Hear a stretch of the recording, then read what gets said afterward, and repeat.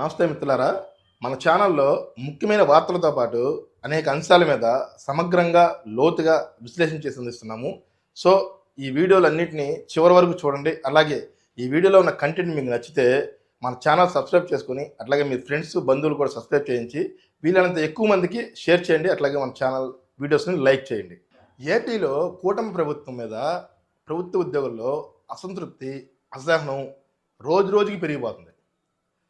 దీనికి ప్రధాన కారణం చూసుకుంటే ప్రభుత్వం ఉద్యోగుల సమస్యలు ఏవైతే ఉన్నాయో వాటిని పెడచెవిన పెట్టడం లేదా పట్టించుకోకపోవడం అని చెప్పుకోవచ్చు. రాష్ట్ర వ్యాప్తంగా ప్రభుత్వ ఉద్యోగులతో పాటు కాంట్రాక్ట్ కానీ, అవుట్సోర్సింగ్ కానీ, అట్లాగే పెన్షనర్స్ కానీ ఇలా అందరూ కలిపి సుమారుగా 13 లక్షల పైనే ఉన్నారు.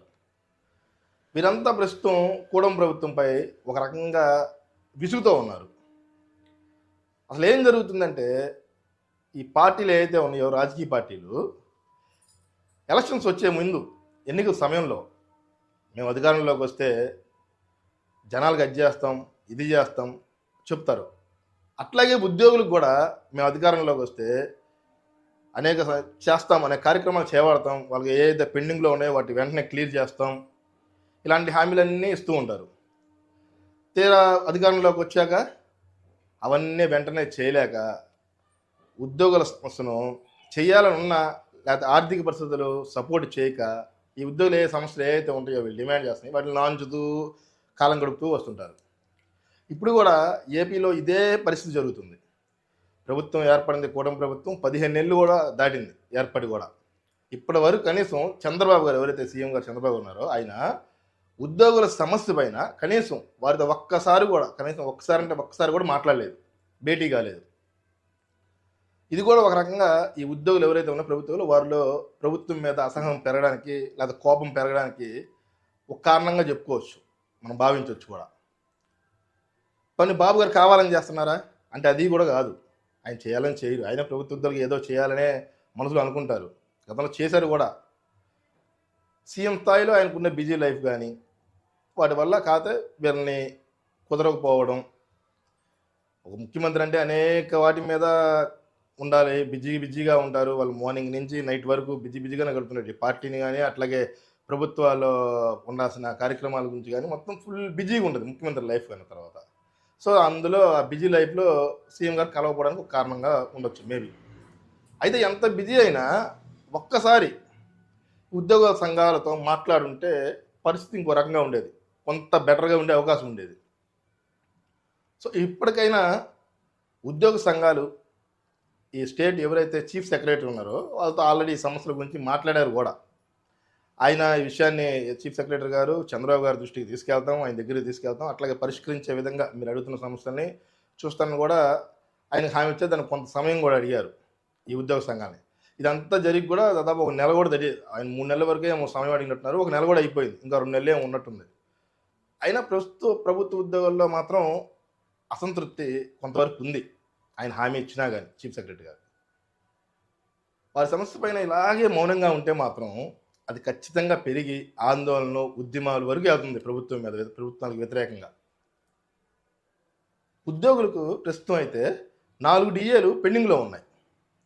వాళ్ళు మెయిన్గా చెప్పేది ఈ సమస్యలే. పిఆర్సీ లేదు, ఐఆర్ ఇవ్వలేదు.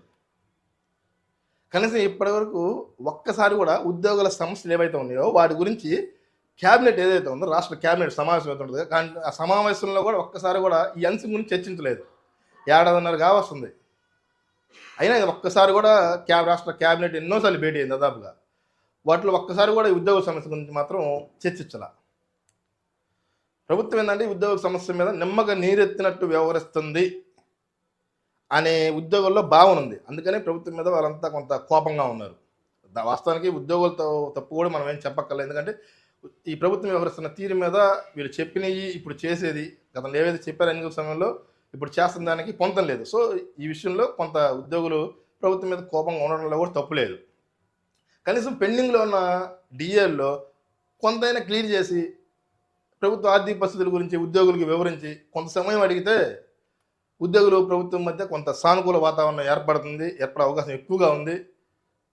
అయినా కానీ ప్రభుత్వం ఆ విధంగా ఆలోచన మాత్రం చేయట్లే. ఒక్క డిఏ వాళ్ళు ఎన్నైనా అడగనండి మౌనంగా ఉంటుంది. ఇలా ఉంటే ఉద్యోగుల్లో కోపం రాకేమొచ్చింది.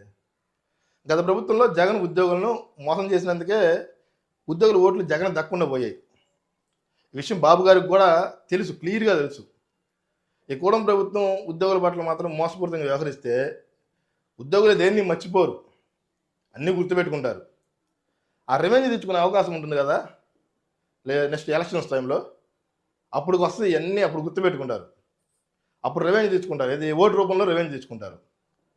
అసలే ప్రభుత్వ ఉద్యోగులకి చంద్రబాబు నాయుడు గారు ఓవర్ వర్క్ చేపిస్తారు, చంద్రబాబు గారు ఉద్యోగుల్ని బాగా ఇబ్బందిగా అంటే ఎక్కువ పని చేపిస్తారు అనే ఒక నానుడి ఎప్పటి నుంచో ఉంది. ఉద్యోగుల పట్ల చంద్రబాబు గారి మీద కొంత హెవీ వర్క్ చేపిస్తారు టీడీపీ ప్రభుత్వం అంటే అనే ఒక భావన ఎప్పటి నుంచో ఉంది. అయితే వాటన్నిటికీ ఫుల్ స్టాప్ పెట్టాలి. గతంలో చంద్రబాబు గారు ఫుల్ స్టాప్ పెట్టే ప్రయత్నం కూడా చేశారు. 2019లో వచ్చిన ఏదైతే వైసీపీ ప్రభుత్వం ఉందో ఆ ప్రభుత్వం ఉద్యోగులకు అనే హామీలు ఇచ్చి చివరికి ఏంటంటే హ్యాండ్ ఇచ్చింది, మోసం చేసింది. అవి చాలా ఉన్నాయి. సో అప్పుడు ఏమైంది, గుర్తుపెట్టుకున్నారు ఏపీ ప్రభుత్వ ఉద్యోగులంతా. వాళ్ళు ఏమైనా తక్కువ మంది ఉన్నారా? దాదాపు 13 లక్షల మంది ఉద్యోగులు. అంటే వారి కుటుంబంలో ఎంతమంది ఉండొచ్చు? మేము 4-5 ఉండొచ్చు. అంటే ఒక కుటుంబానికి 5 వేసుకున్న యావరేజ్గా లక్షల్లో ఉంటారు, 60-70 లక్షల్లో ఉంటాయి ఓట్లు వాళ్ళవి. అన్ని ఓట్లు ప్రభుత్వానికి వ్యతిరేకంగా పడితే ఎంత ఇబ్బంది అవుతుంది ప్రభుత్వానికి. ఆ విషయం గమనించలేక వైసీపీ అప్పుడు తప్పు చేసింది. తీరా చూస్తే చాలామంది ఉద్యోగులు వైసీపీకి వ్యతిరేకంగానే ఓటేశారు. సో ఇప్పటికైనా ఈ ప్రభుత్వమైనా వీలైనంత త్వరగా ఉద్యోగుల సంస్థలు ఏవైతే ఉన్నాయో వాటి పరిష్కారానికి అడుగులు ముందుకు వేయాలి. ఉద్యోగుల సంఘాన్ని పిలవాలి, వాటితో మాట్లాడాలి, చర్చించాలి. మాట్లాడి కొంతవరకన్నా వాళ్ళు అడిగినవి చేస్తే వాళ్ళు కొంత హ్యాపీగా ఫీల్ అవుతారు. సో ప్రభుత్వం ఆ విధంగా ముందుకు వెళ్ళాలని చెప్పి కోరుకుందాం.